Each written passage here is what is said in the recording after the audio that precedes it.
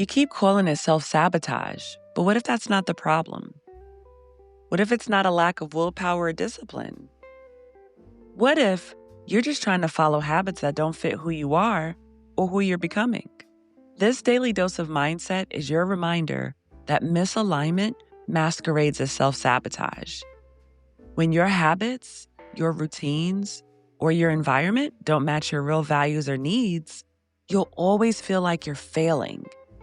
But I want you to know that you're not failing. You're simply misaligned. Here are 3 mindset shifts to help you realign. Shift 1. Self-sabotage is often just a bad fit. If the plan you're trying to follow leaves you exhausted, disconnected, or resentful, it's because that approach doesn't fit your life.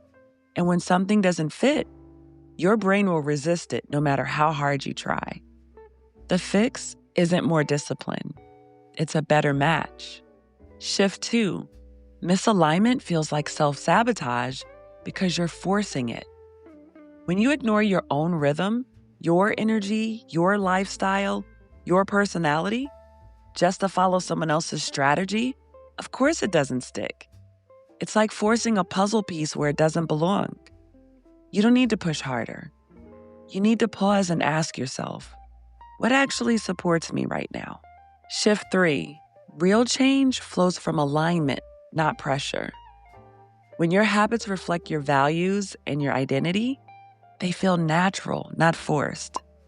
That's when momentum builds, consistency feels easy, and progress starts to stick. You don't need to chase the perfect routine. You need to build one that reflects who you really are. Drop a puzzle piece emoji if you're done calling yourself a self-sabotager.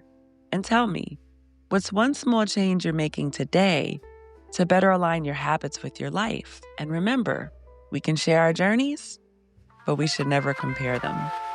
Bye.